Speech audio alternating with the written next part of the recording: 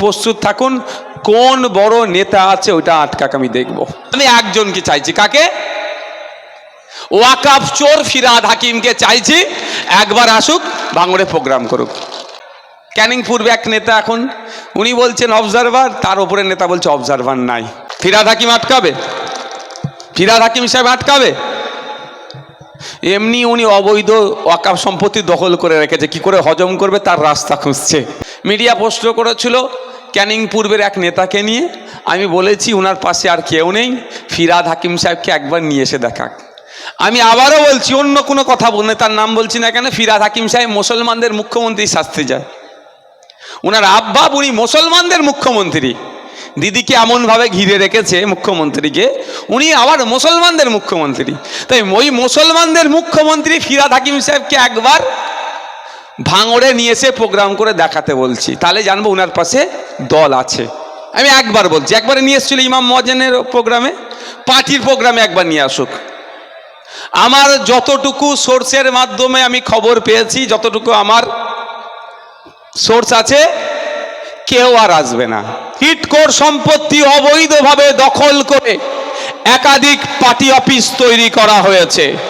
আজকে বার্তা দিয়ে যাচ্ছি, আজকে তো বার্তা দিতে চাই, প্রস্তুত থাকুন, ওই পার্টি অফিসগুলোকে হয় হিটকো ভাঙবে, নালে আইনের মাধ্যমে নওশাদ সিদ্দিকী ভাঙাবে। যখন খোঁচা দিয়েছেন তাহলে আমাদেরকে একটু ভাবতে হবে, খোঁচা যখন দিয়েছেন পেনের কলম একটু চালাতে হবে, একটু খোঁজ নেবেন। আমার একটু ব্যস্ততা আছে, সেই জন্য আমি পেনের কলমটা পুরোপুরি চালাতে পারিনি, পেপার রেডি হয়ে গেছে। হাতিশালা 6 লেনে ওয়েটল্যান্ড আছে, দখল হচ্ছে। এতদিন আমি রাজ্য সরকারকে চিঠি দিয়েছিলাম, কর্ণপাত করেনি। এবার কেন্দ্রীয় পরিবেশ মন্ত্রীকে আমি চিঠি দিতে শুরু করব। আমার মনে হয় না খুব একটা ইম্প্যাক্ট পড়বে, কারণ ফুলে ফুলে তলে তলে মিলে এসেছে একে কার। দুটো চিঠি নিয়ে কি করব? কোর্টে যাব, 1 নম্বর কথা।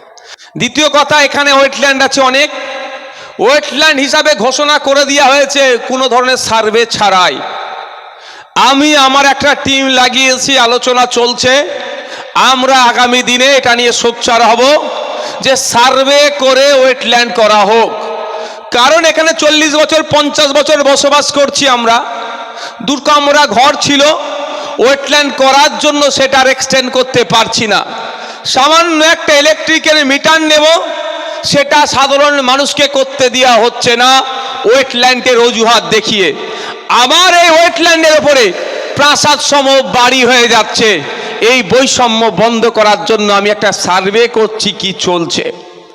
একটা টয়লেট করবে, পুরুষরা তো যেখানে সেখানে অনেক ক্ষেত্রে প্রাকৃতিক ডাকে সাড়া দিয়ে দেয়, কিন্তু মহিলাদের পক্ষে সেটা সম্ভব নয়। সেই টয়লেট করতে গেলেও প্রশাসনিক বাধা আসছে। এইটা আমি মনে করি চরম অন্যায় হচ্ছে, এটার বৈষম্য, এই অন্যায়ের অবসান হওয়া দরকার আছে না নাই ভাই? একটু হাত তুলে আমাকে জানান, দরকার আছে তো? সেই জন্য আমাদের একটু সার্ভে চলছে। আমরা প্রয়োজনে চিঠি করব ওয়েটল্যান্ড দপ্তরকে, যে সার্ভে করা হোক, যেগুলো জলাজমি ওয়েটল্যান্ড সেইগুলোকে ওয়েটল্যান্ড হিসাবে ট্রিট করা হোক, কিন্তু বসত বাড়ি বাস্তু জমি সেগুলো কি করে ওয়েটল্যান্ড হতে পারে? আর যদি সেগুলো ওয়েটল্যান্ড হয়, আইন সবার জন্য হবে, গরিবের জন্য এক আইন, শাসকের জন্য আলাদা আইন, বিরোধীদের জন্য আলাদা আইন, যার বললে অলা নেই তার জন্য এক আইন, এ মেনে নেওয়া যাবে না। তাই বন্ধুগণ, এই সমীক্ষা চালাচ্ছি। পেনের খোঁচা যখন দিয়েছ, আমি একটু আজকে প্রকাশ করছি। আর একটা বলে যাই, হাতিশালা 6 লেনে হিটকোর সম্পত্তি অবৈধভাবে দখল করে একাধিক পার্টি অফিস তৈরি করা হয়েছে। আজকে বার্তা দিয়ে যাচ্ছি, আজকে তো বার্তা দিতে চাই, প্রস্তুত থাকুন, ওই পার্টি অফিসগুলোকে হয় হিটকো ভাঙবে, নালে আইনের মাধ্যমে নওশাদ সিদ্দিকী ভাঙাবে। খোঁচা আপনি দিয়েছেন, সহ্য করতে হবে। বলে ইট ছুড়লে পাটকেল খেতে হয়, আমি ইটের জবাব পাটকেলে দিতে পারবো না, আমি ইটের জবাব ভাই পেনে দেব। আমি মারপিট দাঙ্গা হারাম মানে হানাহানি এতে আমি নেই। অবৈধভাবে ইললিগালি এনক্রোচ করে রেখেছে। হিডকো সম্পত্তি মানে কার সম্পত্তি? সরকারের সম্পত্তি। সরকারের সম্পত্তি মানে আপনার আমার সম্পত্তি, জনগণের সম্পত্তি। তো আপনার আমার সম্পত্তি তথা সরকারের সম্পত্তি অবৈধভাবে দখল করে রাখবে। আমি হিডকো চেয়ারম্যান, হিডকোর এমডি স্যারকে চিঠি করব, সব রেডি হয়ে আছে ভাই। আমি এই প্রোগ্রামটা নিয়ে একটু ব্যস্ততা ছিলাম, আর এসআইআর নিয়ে একটু আছে বলে ছবি সমেত আমি দিতে পারছি না। আপনাদের জানিয়ে রাখি, এই ওয়েটল্যান্ডে অলরেডি একটা অর্ডার হয়ে গিয়েছে। অবৈধভাবে দখল করে রেখেছে একটা পার্টি অফিস, সেটা ভাঙার। বুঝতে পেরেছেন? অর্ডার হয়ে অলরেডি আছে। সেই অর্ডার কপিটা আর এটা অ্যাটাচমেন্ট করে আবার কোর্টে যাওয়া হবে, নিশ্চিন্তে থাকুন আপনারা। যারা কাটি দিয়েছে তাদের বসার জায়গাটা হয়তো আমরা একদিন প্রোগ্রাম করতে চেয়েছিলাম, কাটি দিয়ে আমাদের প্রোগ্রামকে বানচাল করেছে। করলে করতে পারতাম, এতটুকু আমি বলে যাচ্ছি। চাইলে করতে পারতাম। প্রশাসনকে আমরা কি করি? সম্মান দিই। প্রশাসনের কর্তারা আমাদেরকে একটা অ্যাডভাইস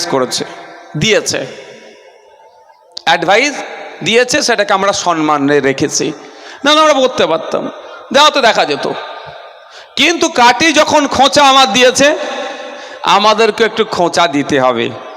আমাদেরকে একদিনের প্রোগ্রাম করতে দেয়নি, ওনাদের বসার জায়গাটা আমি তুলে দেখাবো। আজ নয় কাল রেডি, আপনারা থাকুন, আপনারা দেখতে পাবেন। আমি আপনাদের কথা দিয়ে যাচ্ছি, সবার দীর্ঘায়ু কামনা করছি। সবাই যেন দেখে ওটা যেতে পারে। যেতে তো একদিন হবেই, কেউ শ্মশানে যাবে, কেউ কবরস্থানে যাবে, যেতে তো হবেই, কিন্তু দেখে যেন যাওয়া যায় এই আমি কামনা করছি। তাই আমি ওই প্রসঙ্গে যাব না, সময় নষ্ট করব না।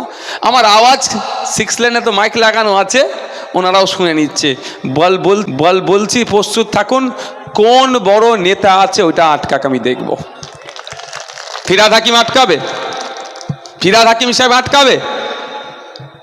এমনি উনি অবৈধ ওয়াকফ সম্পত্তি দখল করে রেখেছে, কি করে হজম করবে তার রাস্তা খুঁজছে। তো ক্যামেরায়, কোন ক্যামেরা বলছি, গতকালকে মিডিয়া প্রশ্ন করেছিল আমাকে, এই ফিরহাদ হাকিম সাহেব হচ্ছে বলে আরেকবার বলেনি। মিডিয়া প্রশ্ন করেছিল ক্যানিং পূর্বের এক নেতাকে নিয়ে। আমি বলেছি ওনার পাশে আর কেউ নেই, ফিরহাদ হাকিম সাহেবকে একবার নিয়ে এসে দেখাক। আমি আবারও বলছি, অন্য কোনো কথা বলে তার নাম বলছি না কেন, ফিরহাদ হাকিম সাহেব মুসলমানদের মুখ্যমন্ত্রী শাস্তি যায়। ওনার আব্বা উনি মুসলমানদের মুখ্যমন্ত্রী, দিদিকে এমনভাবে ঘিরে রেখেছে মুখ্যমন্ত্রীকে, উনি আবার মুসলমানদের মুখ্যমন্ত্রী। তাই ওই মুসলমানদের মুখ্যমন্ত্রী ফিরহাদ হাকিম সাহেবকে একবার ভাঙড়ে নিয়ে এসে প্রোগ্রাম করে দেখাতে বলছি, তাহলে জানবো ওনার পাশে দল আছে। আমি একবার বলছি, একবারে নিয়ে এসেছিল ইমাম মুয়াজ্জিনের প্রোগ্রামে, পার্টির প্রোগ্রামে একবার নিয়ে আসুক।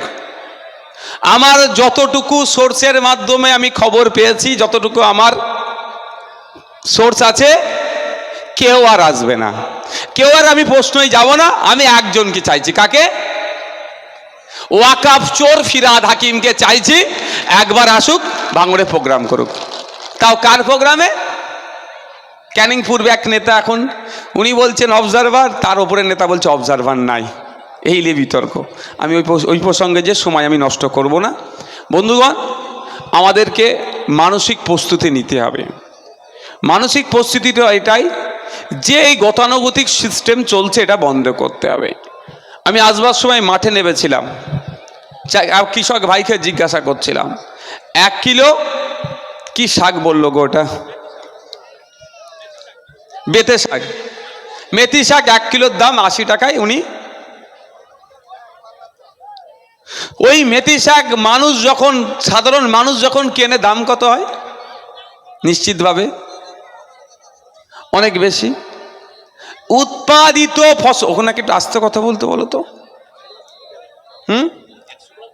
100 গ্রাম 20 টাকা, 100 গ্রামের দাম 20 টাকা। উনি মার্কেটে ওটা বিক্রি করে না নাকি? উনি যদি আবার পাইকারিকে দেয় অনেক কম দামে হবে। যাক, আমি মাঠে গিয়েছিলাম দাম জিজ্ঞাসা করতে। আমি আপনাদের বলার বক্তব্য হচ্ছে, এখানে ভাঙড় কৃষি প্রধান এলাকা, আমাদের রাজ্য কৃষি প্রধান রাজ্য, আমাদের দেশ কৃষি প্রধান। কিন্তু আমাদের রাজ্য যদি দেখি, কৃষকদের দুরবস্থা কেন, এটা কাটিয়ে ওঠা দরকার আছে না নাই? কৃষকদের স্বার্থে 2004 সালে একটি কমিশন গঠন হয়। অধ্যাপক স্বামীনাথন, MS স্বামীনাথন সম্ভবত, স্বামীনাথন কমিশন আমরা শর্ট নেমে বলি, তৈরি হয়েছিল কিসের জন্য? কৃষকদের আর্থসামাজিকভাবে স্বাবলম্বী কিভাবে করা যায়। 2002 থেকে 2006 এর মধ্যে তিনি 5টি প্রতিবেদন জমা করেছিলেন। সেই 5টি প্রতিবেদনে বলা হয়েছিল, একাধিক সুপারিশ করা হয়েছিল। কি সুপারিশ? কৃষকদের আয় কিভাবে বাড়বে সেই বিষয়ে চর্চা করা আছে ওখানে। কিন্তু আমি পশ্চিমবাংলার ক্ষেত্রে দেখছি কোনোটাই ফলো করা হচ্ছে না, কোনোটাই মানা হচ্ছে না। ফলে উৎপাদিত ফসলের দাম সঠিকভাবে পাচ্ছি না, মাসের শেষে আমাদের কৃষকরা সঠিক ইনকামও তারা করতে পারছে না। আমি একটা উদাহরণ দিলে আপনারা অবাক হবেন, বারবার এ কথা বলি, আজকেও বলছি আপনাদের, যে আপনার 23শে ডিসেম্বর ছিল জাতীয় কৃষক দিবস। এখানে কারা কৃষক আছেন একটু হাত তুলবেন, হাত তুলুন না। আচ্ছা, আপনারা কৃষক, আপনারা কৃষক নেই এর মধ্যে কেউ? আচ্ছা, 50% এখানে কৃষক আছেন আর 50% অন্য কাজে কামে যুক্ত। আপনারা বলুন, 23শে ডিসেম্বর জাতীয় কৃষক দিবস হিসাবে সারা দেশে পালন হয়েছে, আপনারা কৃষকের ডেটটা জানেন? আপনারা কৃষক, আপনাদের জন্য উৎসর্গ করা হয়েছিল। ভারতবর্ষের 5ম প্রধানমন্ত্রী চৌধুরী চরণ সিংয়ের জন্মদিবসকে উদযাপন করার জন্য এবং কৃষকের আত্মত্যাগকে সম্মান জানানোর জন্য চৌধুরী চরণ সিংয়ের জন্মদিবসটাকেই বেছে নেওয়া হয়েছে। কারণ তিনি কৃষকদের জন্য অনেক দাবি দাবা তুলেছিলেন, কৃষকদের জন্য অনেক পলিসির ইমপ্লিমেন্ট করেছিলেন, আপডেট করেছিলেন। তাই তার জন্মদিনটাকে স্মরণ করে এই ডেটটা করা হয়েছিল। কতজন জানেন? আমরা কৃষকরাই জানি না, অ্যাওয়ার করা হয়নি। দেখ, ওই বলার কারণ হচ্ছে যে আপনাদের জন্য যে ডেট উৎসর্গ করা হলো সেই ডেটটাই আপনারা জানেন না। ভাবতে পেরেছেন তাহলে কোন জায়গায় আমরা পৌঁছাচ্ছি? কৃষকদের 23শে ডিসেম্বর পালন হচ্ছে, একটি তথ্য তুলে আমরা দেখলাম যে ভারতবর্ষের বিভিন্ন রাজ্যের কৃষকদের মাসিক গড় আয় কত আর পশ্চিমবাংলার কৃষকদের মাসিক গড় আয় কত। আমি তো অবাক হয়ে গেলাম, দেখলাম কাশ্মীর, ভারতবর্ষের সবথেকে বেশি আর্মি যেখানে আছে, যেখানে সবথেকে বেশি বাহিনী আছে, মনে হয় মানুষ পিছু একটা করে বাহিনী রাখা আছে এরকম একটা ভাব। ওই কাশ্মীরের কৃষকরা মাস গেলে 12,000 টাকার বেশি ইনকাম করছে। তামিলনাড়ুর কৃষকরা, হরিয়ানার কৃষকরা, পাঞ্জাবের কৃষকরা, মহারাষ্ট্রের কৃষকরা, কেরলের কৃষকরা মাস গেলে কেউ 15,000, কেউ 22,000, কেউ 20,000 টাকা ইনকাম করছে। আর পশ্চিমবাংলার কৃষকরা মাস গেলে 8,000 টাকার নিচে ইনকাম করছে।